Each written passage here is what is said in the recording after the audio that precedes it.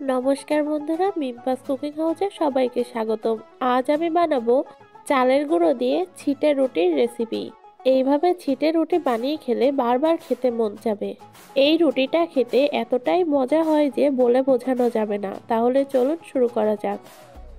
এখানে আমি আধা সের চালের গুঁড়ো নিয়েছি।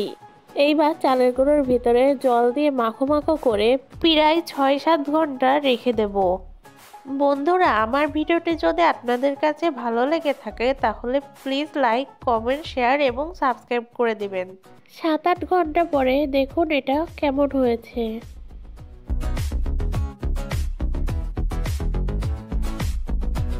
এইবার এর ভেতরে দিয়ে দেব স্বাদ মতো লবণ।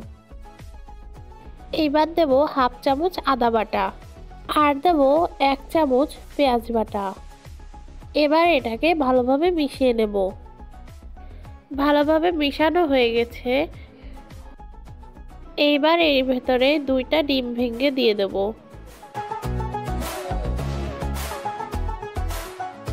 এইবার ডিম দুটোকে এর সাথে ভালোভাবে মিশিয়ে নেব। এইবার এর ভেতরে কিছুটা গরম জল দিয়ে দেব।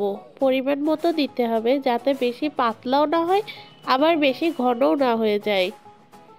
আমারটা একটু ভালোভাবে খেয়াল করে দেখুন, তাহলেই বুঝতে পারবেন। এইবার জাল মিডিয়ামে রেখেই বাকি কাজগুলো করতে হবে। সামান্য একটু তেল ভালোভাবে গরম করে নিয়ে একটা প্লেটে নামিয়ে রেখে দেব। এইবার কড়াইয়ে যে বাকি তেল থাকবে একটা ন্যাকড়ার সাহায্যে সেটাকে পুরো কড়াইয়ে লাগিয়ে নেব, তেল যেন বেশি না থেকে যায়। এইবার ছিটে রুটি ভেজে নেব। একটু খেয়াল করে দেখুন আমি কিভাবে করতেছি। এইভাবে হাত দিয়ে ছিটাই ছিটাই দিলে রুটিগুলো পাতলাও হয় আবার ঝুরঝুরেও হয় বেশি। এইবার আমি ঢাকনি দিয়ে ঢেকে রেখে দেবো। 1 মিনিট পর ঢাকনি খুলে উঠিয়ে নেব। দেখুন রুটিগুলো কত সুন্দরভাবে উঠে গেছে। এই একইভাবে বাকি সবগুলো ভেজে নেব। দেখুন রুটিগুলো কত সুন্দর হয়েছে। এইভাবে বাসায় অবশ্যই বানিয়ে খেয়ে দেখবেন কতটা মজা লাগে খেতে। আমার এই ভিডিওটি শেষ পর্যন্ত দেখার জন্য সকলকে ধন্যবাদ।